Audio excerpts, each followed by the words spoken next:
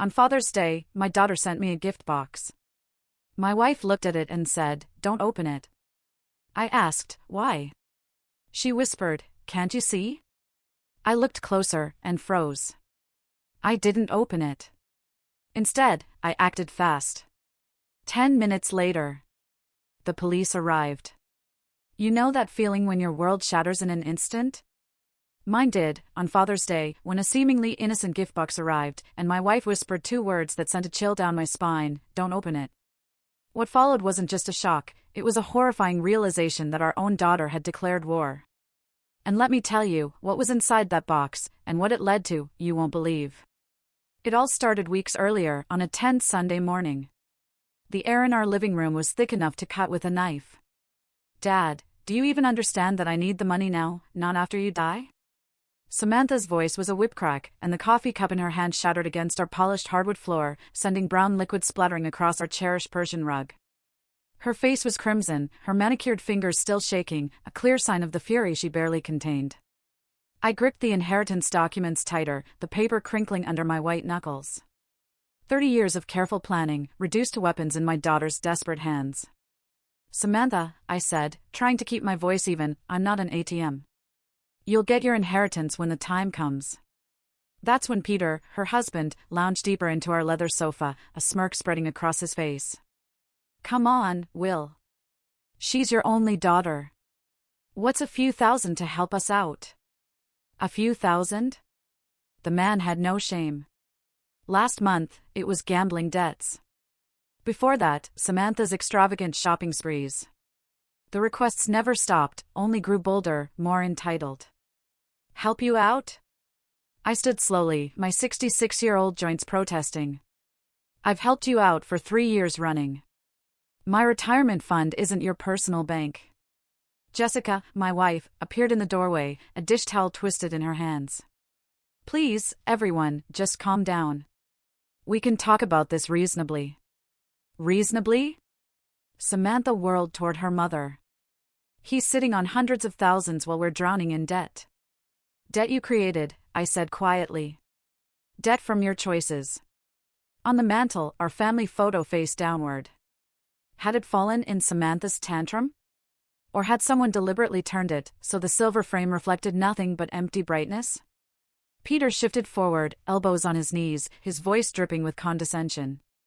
"Look, old man, you're not getting any younger. Why not enjoy sharing your wealth while you're alive to see it appreciated?" Old man. The disrespect tasted bitter in my mouth. This, from someone who never held a steady job, who lived off my daughter's credit cards and my occasional generosity. Because I worked 43 years for that money, I told him, each word harder than the last. 43 years of 12-hour days, missed dinners, cancelled vacations, so you could have a comfortable childhood, Samantha. So your mother and I could retire with dignity. Dignity? Samantha laughed, a harsh, grating sound. What's dignified about hoarding money while your daughter suffers? Suffers? I looked at her designer handbag, her fresh highlights, her expensive jewelry, Peter's brand new sneakers. Their suffering looked remarkably comfortable. Your suffering is self-inflicted, the words escaped before I could stop them.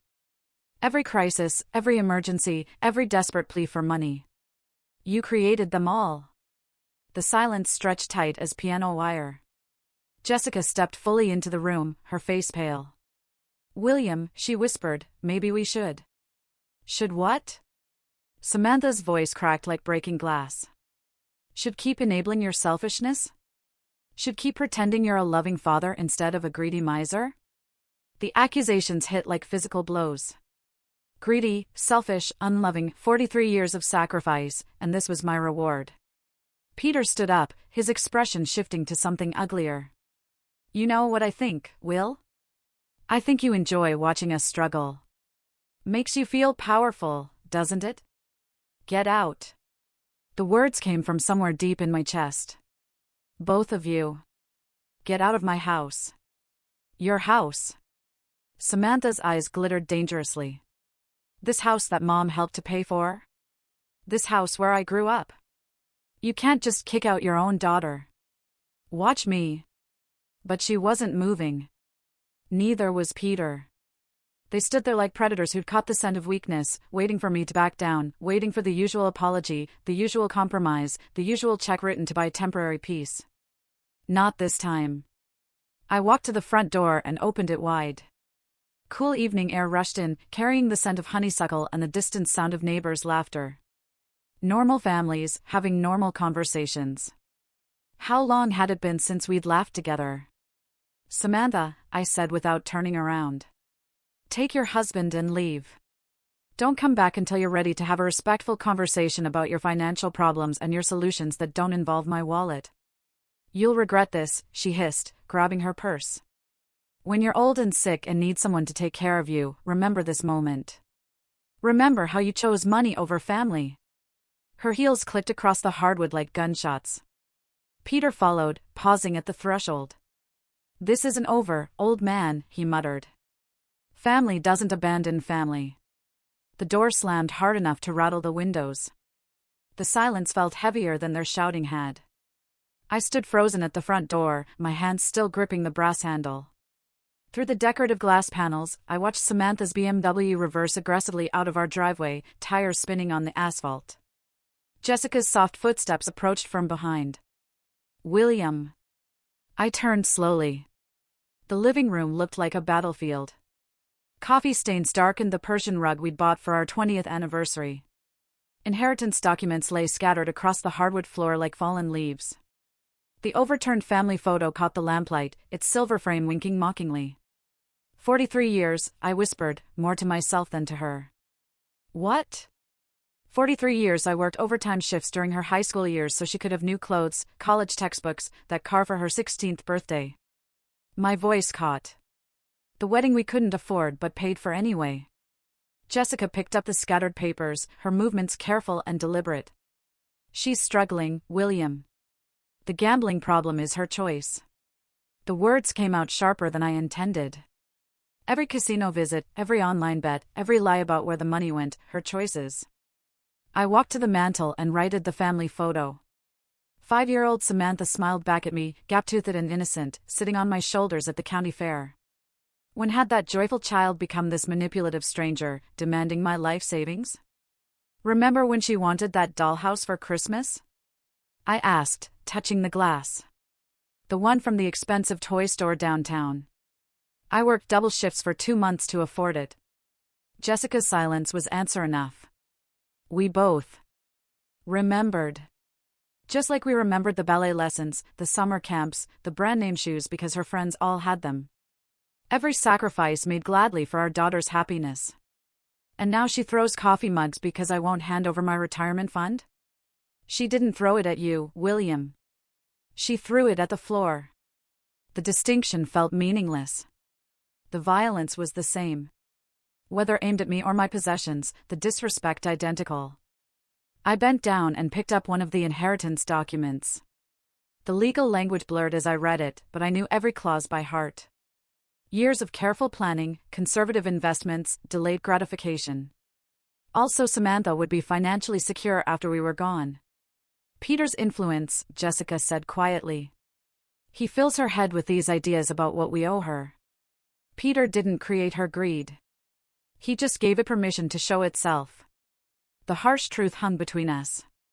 Our daughter had become someone we barely recognized, and we'd enabled it by always giving in, always writing the check, always smoothing over her latest crisis with our money. My phone buzzed. A text message from an unknown number, but I recognized the writing style immediately. "Dad, I hope you're happy. Kids need winter coats and school supplies, but apparently your precious money is more important than your grandchildren. Don't expect to see them anytime soon. Grandchildren, the ultimate weapon in Samantha's arsenal. Emma and Jake, 8 and 6 years old, innocent casualties in their mother's war for my wallet. She knew exactly where to strike to cause maximum pain. I showed Jessica the message. Her face crumpled. She wouldn't really keep them away from us, would she? But we both knew she would.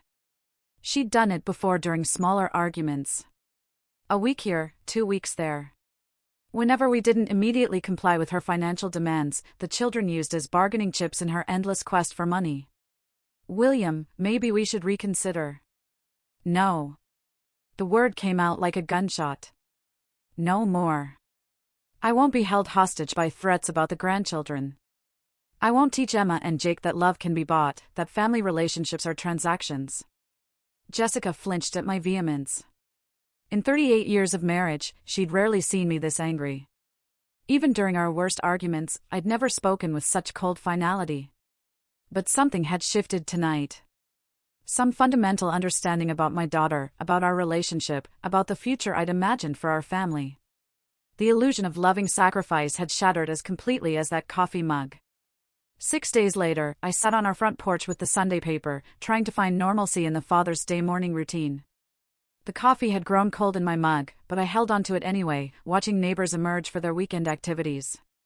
The Hendersons were loading their car for what looked like a family outing. The Patels were working in their garden, their laughter carrying across the quiet suburban street. Jessica moved around inside the kitchen, the soft clatter of breakfast dishes drifting through the open window.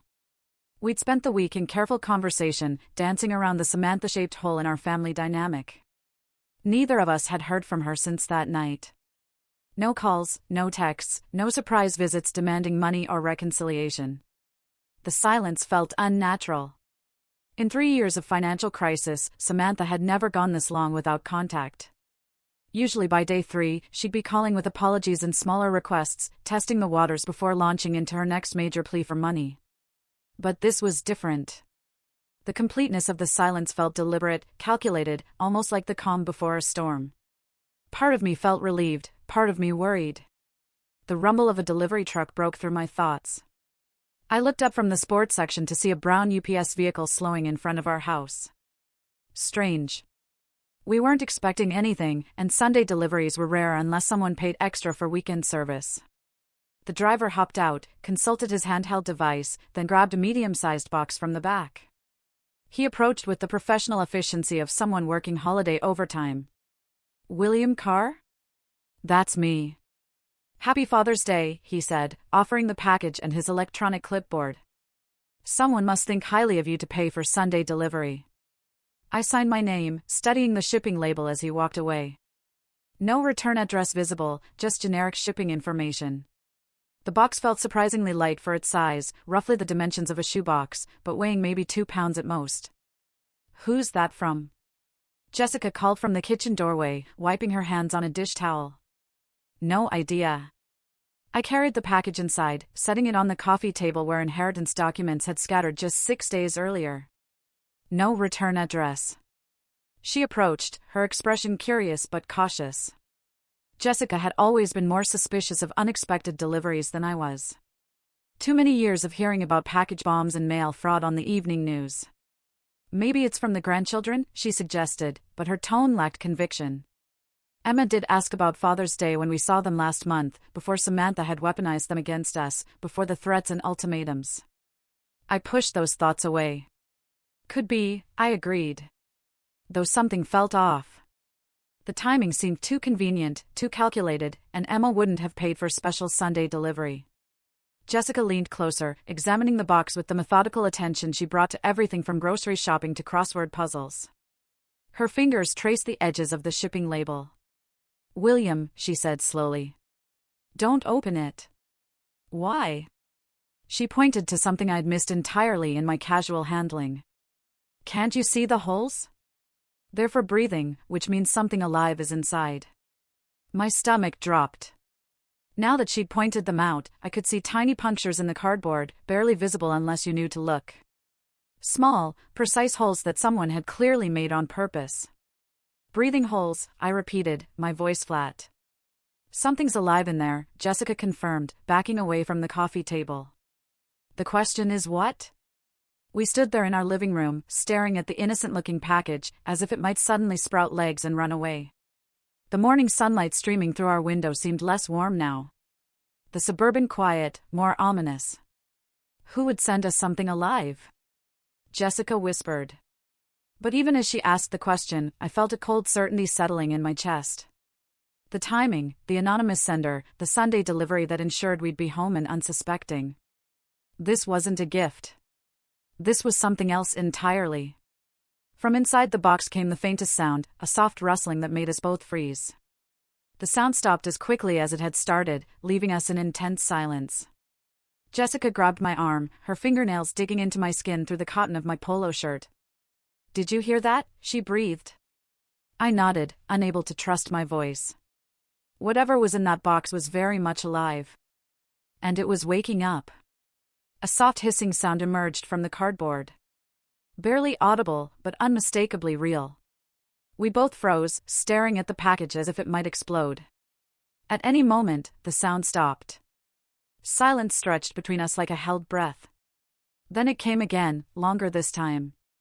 A distinct hiss that sent ice through my veins. Jessica's grip on my arm tightened until her nails bit through the fabric of my shirt.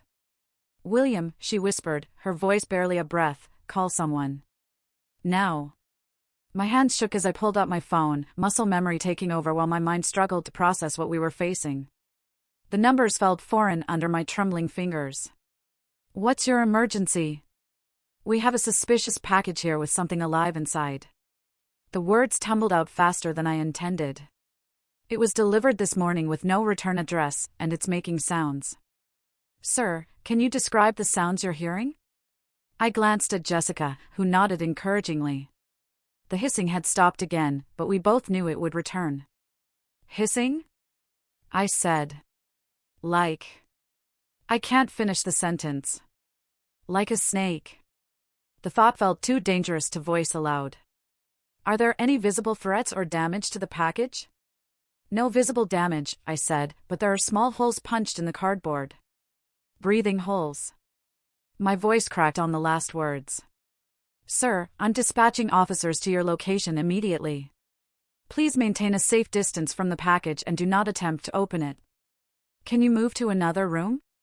We're about 6 feet away in our living room. Should we leave the house? Stay inside, but keep your distance. Officers should arrive within 10 minutes. Do not touch or move the package under any circumstances." The line went quiet except for the dispatcher's typing. 10 minutes felt like an eternity when something dangerous was sitting on our coffee table, growing more active with each passing moment. "Who could have done this, William?" Jessica asked once I'd hung up. The question I'd been dreading. The answer felt obvious, but saying it out loud would make it real. Would acknowledge that our daughter had crossed a line I'd never imagined possible. "I'm afraid to guess," I admitted, but my mind was already there, connecting dots I didn't want to see. The timing on Father's Day wasn't coincidental. The anonymous sender who knew our address, our schedules, our vulnerabilities. Someone angry enough about our recent argument to plan something this elaborate, this cruel. Another sound from the box made us both step backward. Not just hissing this time, but a rustling that suggested movement, something shifting position inside the confined space. "The argument," Jessica said quietly. 6 days ago. She was so angry when she left. She didn't need to say Samantha's name. We were both thinking it, both arriving at the same horrible conclusion through different paths of logic and dread. But this, I gestured at the package.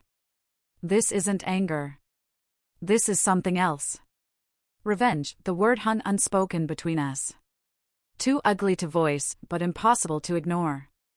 Our daughter, the child we'd raised and supported and loved despite her flaws, had sent us something designed to frighten or harm us. The box rustled again, more insistently. This time, whatever was inside was definitely awake now, probably confused by its surroundings, possibly agitated by our voices and movement. "What kind of person does this to their own parents?" Jessica's voice broke on the question. "Someone desperate," I said, though the words felt inadequate. "Someone who thinks they've been wronged." But deep down, I knew it was more than desperation. This required planning, calculation, a level of malice that spoke to something broken in the relationship between parent and child. Samantha hadn't just lashed out in anger. She'd crafted a deliberate act of psychological warfare. The sound of car doors slamming outside made us both jump. Through the front window, I could see a police cruiser in our driveway. 2 officers walking toward our door with the purposeful stride of people trained to handle dangerous situations. Relief flooded through me so quickly, it made my knees weak. Professional help had arrived. Soon, whatever nightmare lurked in that innocent-looking package would be someone else's responsibility to handle safely. The doorbell rang, sharp and authoritative in the tense quiet of our home. I opened the door before Officer Todd Reeves could knock a second time. His presence filled the doorframe, tall, solidly built, with the practiced alertness of someone who'd handled domestic emergencies. The nameplate on his uniform read T. Reeves. "Mr. Carr, I'm Officer Reeves. We received your call about a suspicious package." "Yes, thank you for coming so quickly." I stepped aside to let him enter. "It's in the living room." He wiped his boots on our welcome mat before crossing the threshold. Jessica appeared in the hallway, still wearing her apron, hands twisted nervously. "Officer, we're just so grateful you're here. We didn't know what else to do." "You did exactly the right thing, ma'am." His voice carried calm authority. "Can you show me the package?" We led him to the living room where the box sat on our coffee table, looking smaller now that professional help had arrived. Officer Reeves approached carefully, pulling latex gloves from his utility belt. "When did this arrive?" "About 35 minutes ago," I said. "Sunday delivery. Someone paid extra for weekend service." He examined the shipping label without touching the box. "No return address visible." "And you heard sounds coming from inside?" "Hissing," Jessica said quietly. Like a snake." Officer Reeves completed matter-of-factly. "I've handled similar situations before. Usually non-venomous, but we take every precaution." He reached for his radio. "I'm calling animal control. They have proper equipment for safe removal." "Dispatch, this is Unit 47, requesting animal control services at 1247 Maple Street. Suspected snake delivery in residential package." The radio crackled back with confirmation. 20 minutes for animal control to respond. Officer Reeves turned back to us, shifting from procedural efficiency to investigative curiosity. "Do you have any idea who might have sent this?"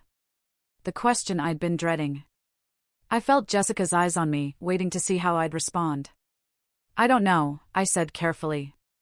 "Probably just some kids playing pranks." His gaze sharpened slightly. "Kids would need access to live animals, shipping materials, knowledge of your address. This required planning and resources." My mouth went dry.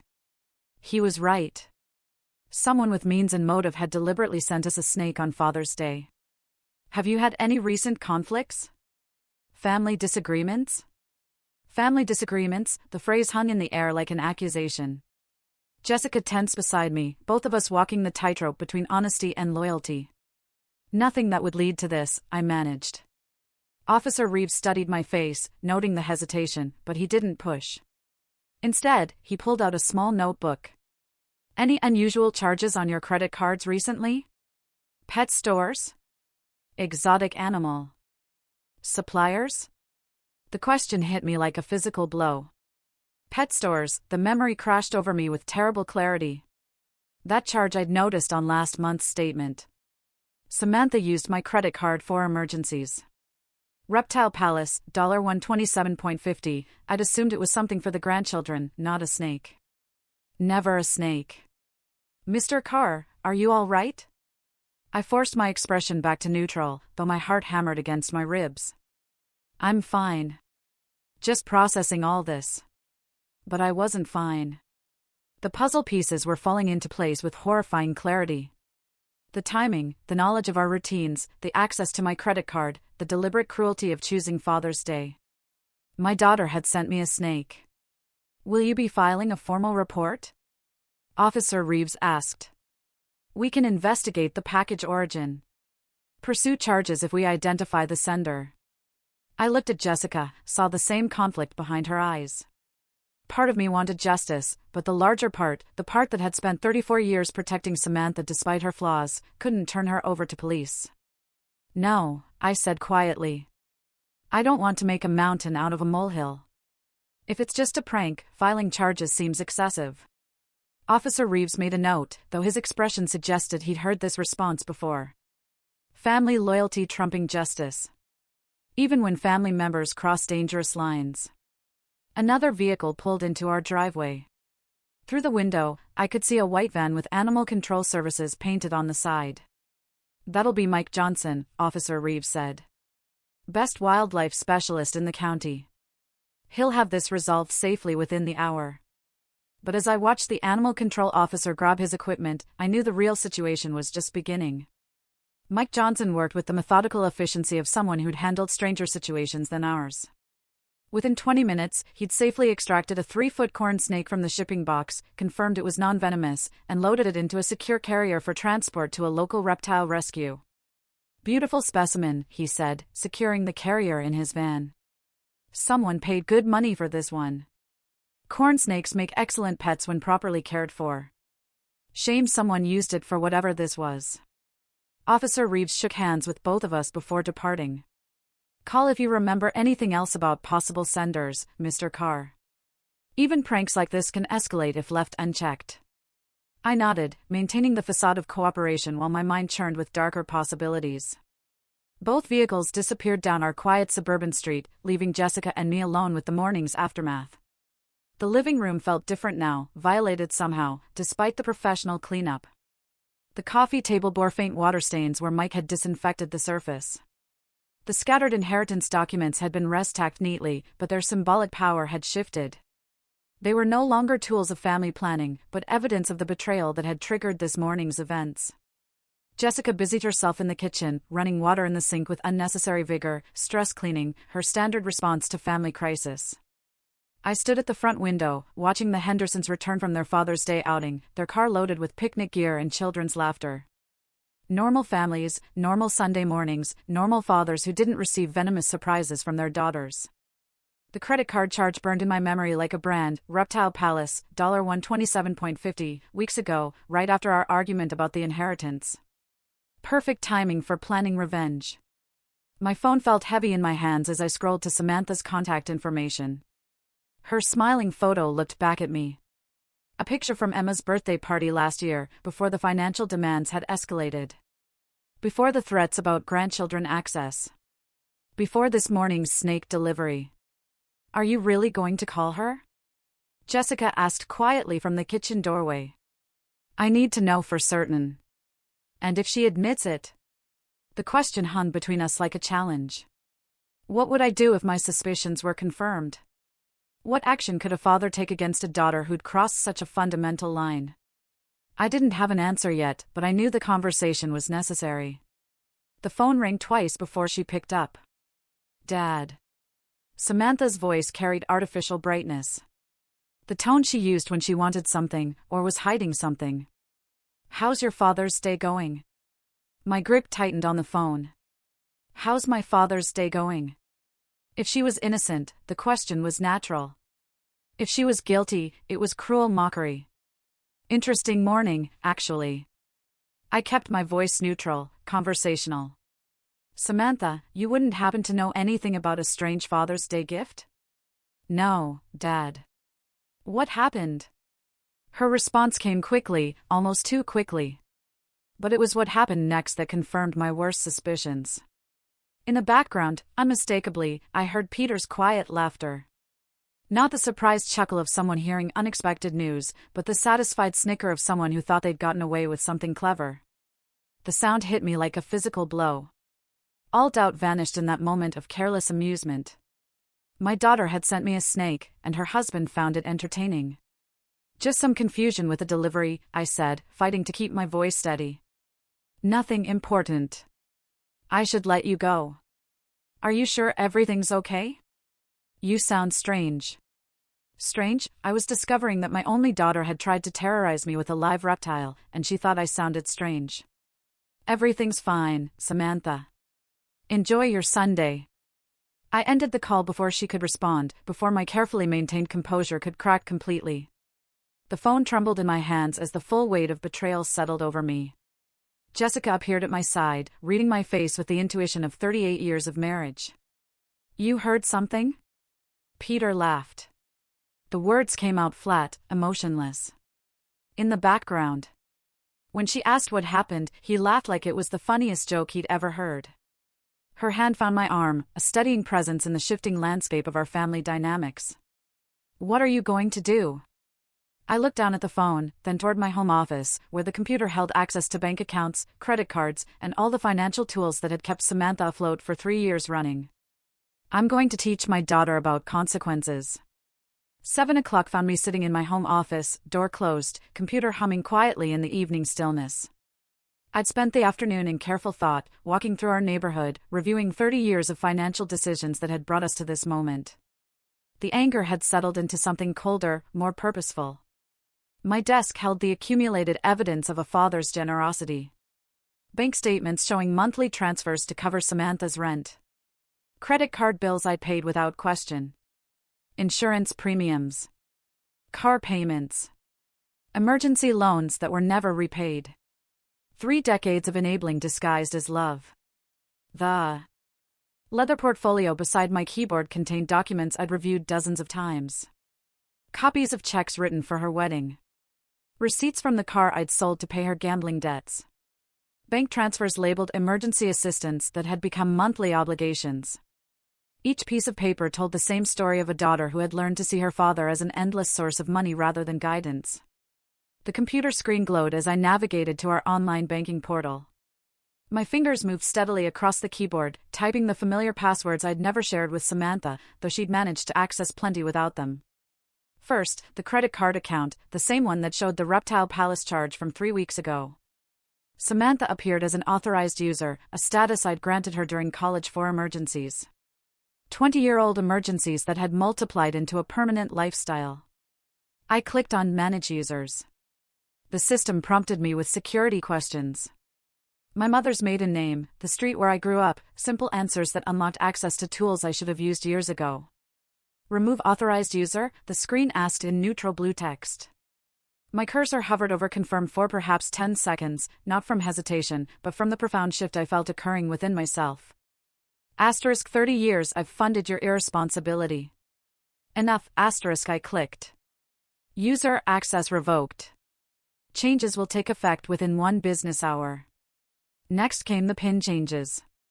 Samantha had somehow learned the numbers, probably watching over my shoulder during one of our many financial rescue missions. I selected new digits. The year Jessica and I were married, numbers that meant something to our relationship, but nothing to our daughter's schemes. The automated payments required more attention. Monthly transfers to her checking account. The recurring payment for her car insurance. A subscription service for her gym membership that she convinced me was essential for her mental health. Each cancellation required confirmation, a digital paper trail of my decision to stop being her private bank. My hands remained steady throughout the process.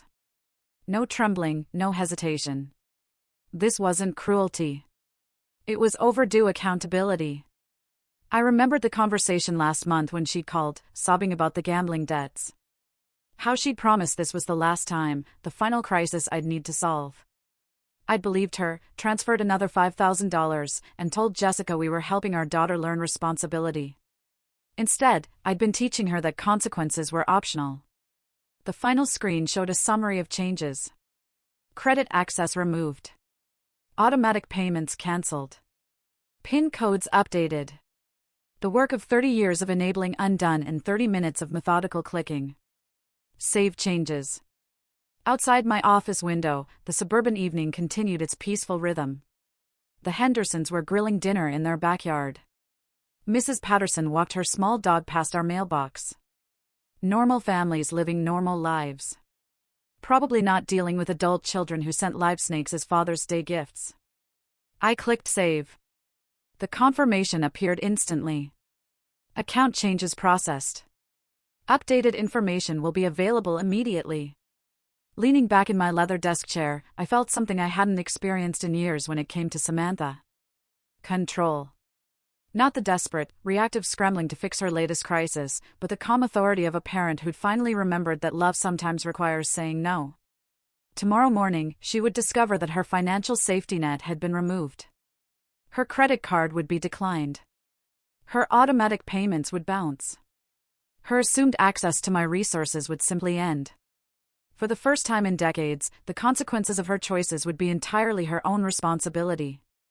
The phone on my desk remained silent, but I knew that wouldn't last long. Morning arrived with unusual peace. I sat at our kitchen table with coffee and the newspaper, watching sunlight filter through Jessica's herb garden on the windowsill. For the first time in years, I felt no anxiety about potential financial emergencies. No dread of manipulative phone calls. Jessica moved quietly around the kitchen, refilling my coffee cup with the comfortable efficiency of 38 years of shared mornings. She'd asked no questions about my evening in the office, but her slight smile suggested she understood perfectly what I'd accomplished. The phone rang at 8:15. Samantha's name appeared on the caller ID, exactly as expected. I let it ring twice more before answering, using those extra seconds to center myself. "Good morning, Samantha." "Dad, what have you done?" "My card isn't working." Her voice hit me like a physical assault, shrill with panic. I tried to buy groceries, and it was declined. The automatic payment for my car insurance bounced. What is happening? I took a sip of coffee before responding. "Samantha, I know you sent me that Father's Day gift." The silence stretched for several heartbeats. When she spoke again, her voice had shifted from panic to defensive fury. "You've lost your mind. How could you set me up like this?" Set her up, not, "What are you talking about?" or, "What Father's Day gift?" The woman who had sent me a snake was now accusing me of setting traps. Her reaction told me everything I needed to know. "I didn't do anything," I said calmly. "I simply stopped paying for your irresponsibility." "This is insane. You can't just cut me off without warning. I have bills, obligations, responsibilities." Responsibilities. I let the word hang between us. Like the responsibility to treat your parents with basic respect? Like the responsibility to handle your own finances instead of depending on mine? Jessica had stopped her morning routine to watch my face, reading my expressions for signs of stress, but I felt remarkably calm, almost detached from Samantha's hysteria. "Dad, please. You don't understand. Peter and I are struggling right now. The apartment rent is due, and my car payment." "Your car payment that I've been making for 2 years? Your apartment rent that comes out of my account every month? Perhaps it's time you understood what actual financial responsibility looks like." "Fine. You want to play games?" Her voice rose to a pitch that would have concerned me yesterday. "Don't expect to see your grandchildren anytime soon. Emma and Jake won't even remember you by the time." "Samantha." I cut her off with quiet firmness. Those threats stopped working yesterday morning. The phone went silent except for her rapid breathing. I could almost hear her recalibrating, searching for the manipulation tactic that had always worked before. "I can't believe you're doing this to me," she whispered, switching to the victim voice that had opened my wallet countless times. "I'm your daughter. I'm struggling. And instead of helping me, you're punishing me for something I didn't even do." Something she didn't even do, still no direct denial, no confusion about what gift I'd referenced, just a blanket deflection of someone who knew exactly what she'd done and was angry about facing consequences. "Your struggle is not my responsibility," I said. "Your choices created your situation. Your choices sent that package. Your choices will determine what happens next." "You're being ridiculous. One little prank and you completely lose your mind." One little prank, there it was. Not quite a confession, but close enough to confirm what her panicked overreaction had already revealed. She had sent me a live snake as a little prank and now expected me to continue funding her lifestyle. A prank involving a dangerous animal isn't little, Samantha. And a father cutting off financial support after 30 years of enabling isn't losing his mind. It's finally finding it. Her voice turned arctic. "This isn't over, old man. You think you can control me by controlling money? We'll see about that." The line went dead. I set the phone down gently and looked at Jessica, who had watched the entire conversation with growing admiration. The morning sunlight still streamed through the herbs. The coffee still tasted perfect. "She's coming here," Jessica said quietly. I nodded. "Probably with Peter. They'll want to continue this conversation in person." "Are you ready for that?" I thought about the question seriously. Was I ready for my daughter to arrive at our home with her unemployed husband, demanding access to money she'd never earned, threatening grandchildren she'd already weaponized? "Yes," I said. "I think I am." The sound of a car engine roaring into our driveway shattered the morning calm. Tires squealed against asphalt as the vehicle stopped abruptly, followed by the sharp slam of 2 car doors. Jessica and I exchanged a glance. We both knew who had arrived. Heavy footsteps marched across our front walkway with determined rhythm. The doorbell rang once, sharp and demanding, then immediately again when no one answered fast enough. I stood slowly, feeling remarkably calm despite the approaching storm. "Stay here," I told Jessica quietly. "No." Her voice carried unexpected strength. "We're in this together." The doorbell gave way to aggressive knocking. I walked to the front entrance and opened it to find Samantha and Peter standing on our porch like a two-person army ready for battle. Samantha's face was flushed red with anger, her hair disheveled as if she'd dressed hastily and driven here in fury. Peter loomed behind her, his expression dark with malice I'd never seen directed at me before. "Dad!" Samantha's voice vibrated with barely controlled rage. "We need to talk." "We already talked this morning." I remained in the doorway, not inviting them inside. "I thought I was quite clear." "Clear?" She laughed harshly. "You were insane. You can't just cut me off because of some ridiculous misunderstanding about a Father's Day package." Even now, standing on my doorstep demanding money, she couldn't bring herself to admit what she'd done. "There's no misunderstanding, Samantha. You sent me a snake." I responded appropriately. Peter stepped forward, his bulk filling more of the doorway. "Look, old man, maybe you didn't think this through properly. Samantha has expenses, responsibilities. Kids need things. Kids whose mother threatens to keep them away from their grandparents when she doesn't get money?" I replied evenly. Samantha's face contorted with desperate fury. "Fine. You want to play hardball? You'll never see your grandchildren again. Emma and Jake will grow up knowing their grandfather chose money over family." The words that had once been my greatest fear now felt powerless against the clarity I'd gained. I looked at my daughter and saw not the child I'd raised, but the manipulative stranger she'd become. "Samantha," I said quietly. "That's not a threat. That's a blessing." The shock on her face was complete. This was not the response she'd expected, not the devastating blow that had always brought me to my knees before. Peter's mouth fell open. "You." "What?" Samantha stammered. "If you're the kind of person who uses children as weapons against their grandparents, then perhaps it's better that they're not exposed to that kind of manipulation while they're young." Peter's expression shifted to something darker. He stepped forward, close enough that I could smell the anger radiating from him. "We know where you live, old man," he said, his voice low and menacing. "We know your routines, your schedule. You might want to reconsider your position." I felt Jessica tense behind me, but I remained perfectly still. "Are you threatening me, Peter?" "I'm just saying that family relationships work both ways." "You want to cut us off?" "Fine, but don't expect us to just disappear quietly." "Actually," I said, "that's exactly what I expect. And if you choose not to disappear quietly, that becomes a matter for the police rather than family negotiation." Samantha grabbed Peter's arm, perhaps sensing he was pushing into territory that could have legal consequences. But her touch didn't calm him. It seemed to fuel his aggression. "You think you're so smart," Peter continued. "You think cutting off our money makes you powerful. There are other ways to get what we need." "I'm sure there are," I agreed. "Like getting jobs, for instance." Novel concept. But people have been supporting themselves through employment for centuries.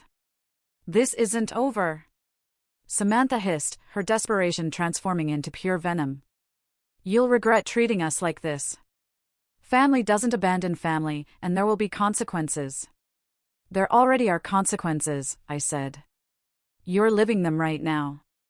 They stared at me for a long moment, perhaps finally understanding that no amount of threats, guilt, or manipulation was going to restore their access to my resources. The man who had spent 30 years being their personal bank had simply closed. Without another word, Samantha spun on her heel and stalked back to their car. Peter followed, but not before giving me one last menacing look. I watched them drive away, their car engine revving unnecessarily loud. Only when their taillights disappeared did I close the front door and turn to Jessica. Her face was pale, but her eyes held something I hadn't seen in years. Pride. "We're going to need legal advice," I said. Evening brought the quiet normalcy that had become precious in our house. Jessica and I sat at our kitchen table after dinner, the domestic routine providing comfort after the morning's chaos. She sipped chamomile tea while I nursed my second cup of coffee. Both of us processing the day's events. The kitchen had always been our sanctuary for serious conversations. It was here we discussed buying the house, planned for retirement, talked through concerns about Samantha's early struggles with money. Now, it served as the place where we contemplated the complete breakdown of our family relationship. "I keep thinking about when she was 8, Jessica said quietly. "Remember the Mother's Day breakfast she made? Burnt toast and orange juice with too much pulp. But she was so proud." I did remember.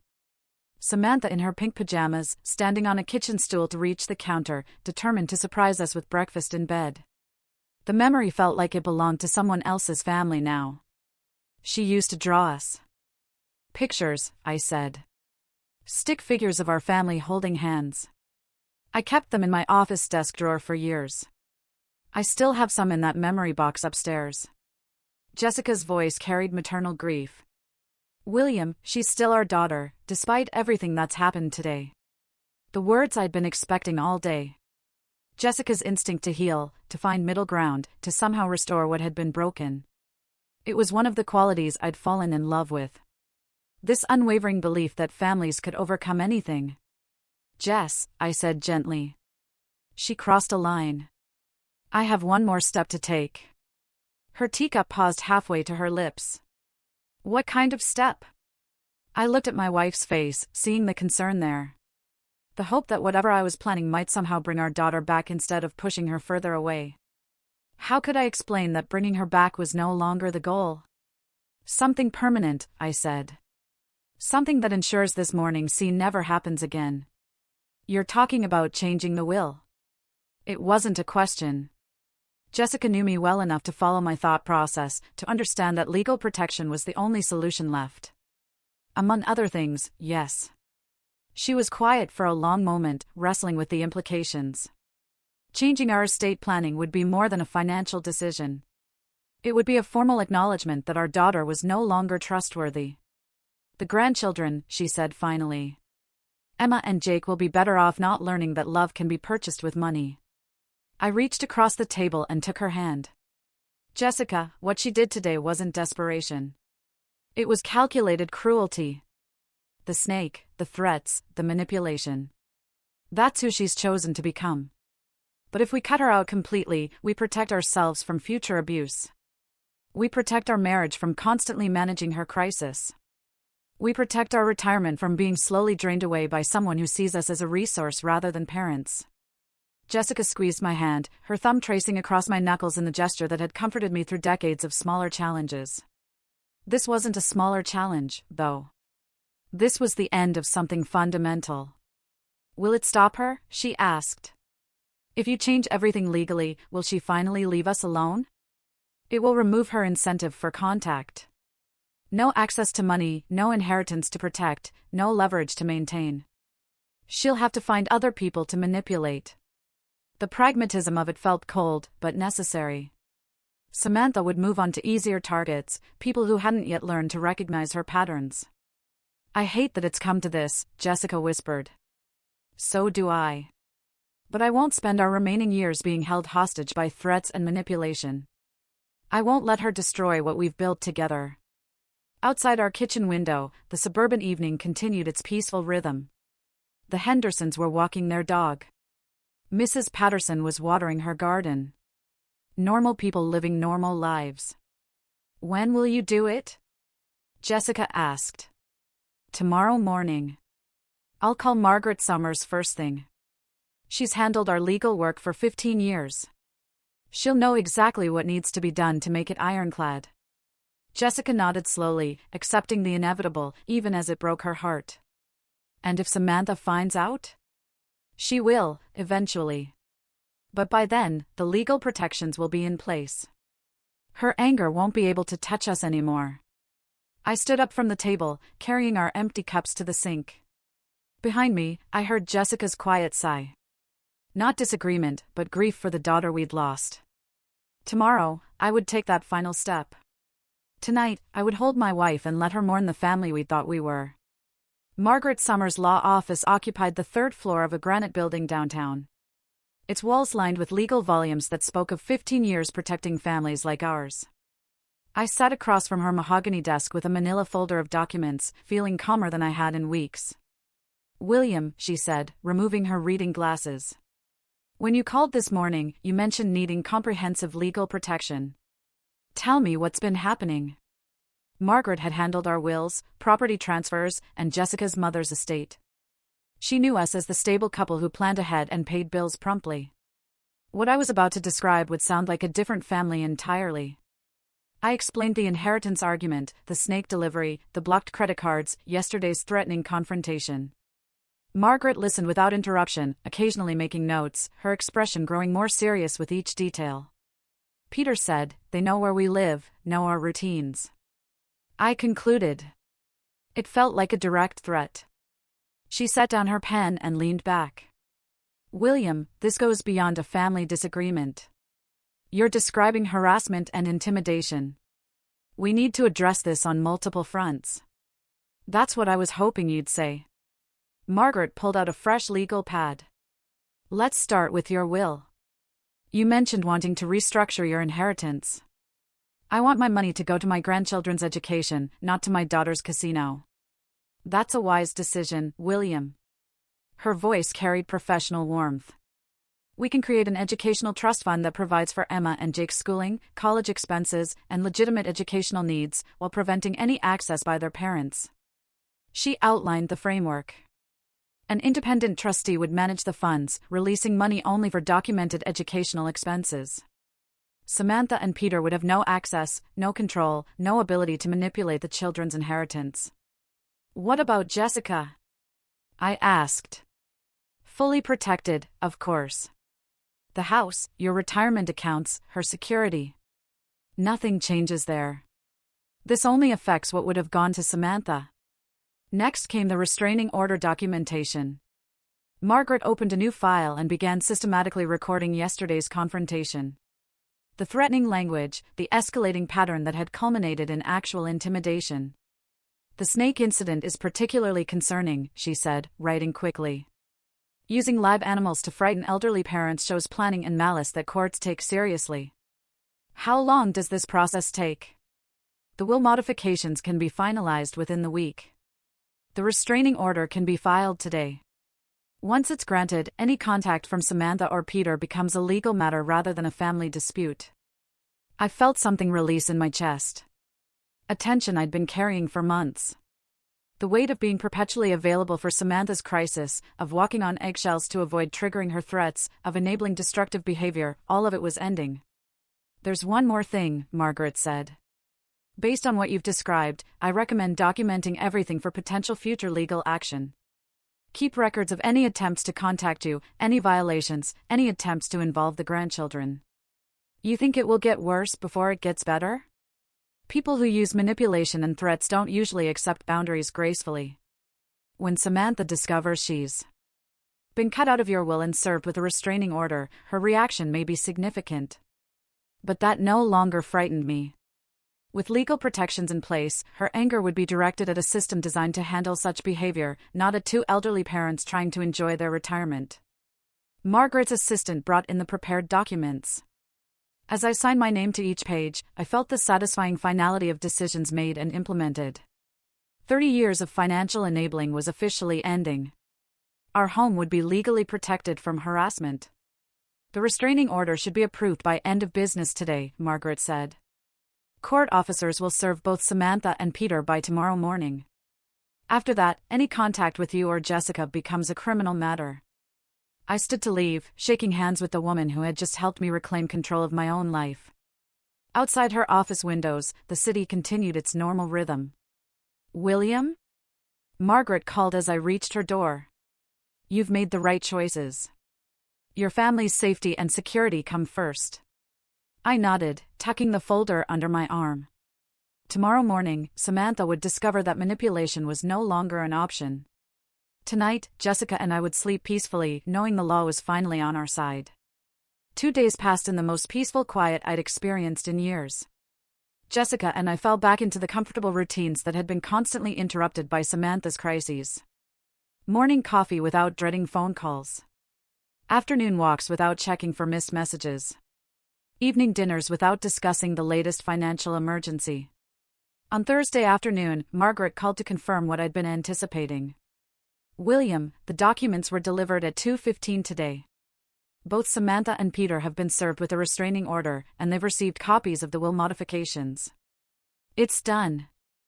I thanked her and hung up, then sat quietly in my chair for several minutes. Outside our window, Mrs. Patterson was planting spring flowers in her garden. The Hendersons' children were riding bicycles on the sidewalk. Normal suburban life, continuing its peaceful rhythm. The papers were delivered? Jessica asked from the kitchen doorway. This afternoon, I confirmed. It's finished. She came and sat beside me, taking my hand in hers. We didn't need to discuss what Samantha's reaction might be, or whether she would try to find ways around the legal barriers Margaret had erected. The law was clear. The protections were comprehensive.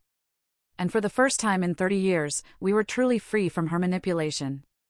I thought about the daughter I'd raised, the little girl who'd drawn stick figure families and made breakfast in bed on special occasions. That child had grown into someone who sent live snakes to her father and threatened to weaponize his grandchildren against him. The transformation had been gradual enough that I'd spent decades making excuses for increasingly unacceptable behavior. But the woman who'd stood on my doorstep demanding money and making threats wasn't someone I needed to enable any longer. The legal documents had created the boundaries that love alone could never establish. They got what they wanted, I said. I'm no longer in their lives. The irony wasn't lost on me. Samantha had spent years threatening to cut off my access to Emma and Jake whenever I didn't comply with her financial demands. Now, through her own escalating behavior, she'd ensured that separation permanently, while simultaneously losing any claim to the inheritance she'd been so desperate to control. Emma and Jake would be provided for through their educational trust fund, managed by professionals who couldn't be manipulated or threatened. Their college expenses, tutoring, books, legitimate educational needs, all secured without giving their parents access to resources they'd proven incapable of managing responsibly. Jessica squeezed my hand. Do you think she understands what she's lost? She will, I said. The restraining order means any attempt to contact us becomes a criminal matter. The will changes mean there's no inheritance to fight for, no financial incentive to maintain even hostile contact. She'll have to find other people to manipulate. And if she violates the restraining order, then it becomes the police department's problem, not ours. For 30 years, I'd been Samantha's safety net, catching her every fall while she learned nothing from the experience. I'd sold my classic car to pay her gambling debts. I'd covered her rent when she claimed unexpected emergencies. I'd written check after check, always believing that this time would be different. This crisis would be the last one. The snake had been her final communication with me. Everything she wanted to say about our relationship had been contained in that box. Dangerous, venomous, designed to frighten and intimidate.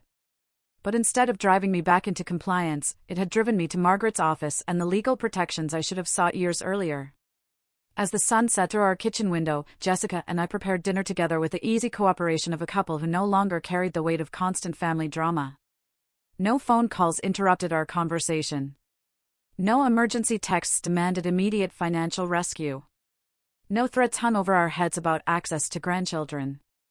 The quiet felt profound, like the silence after a long, exhausting storm has finally passed.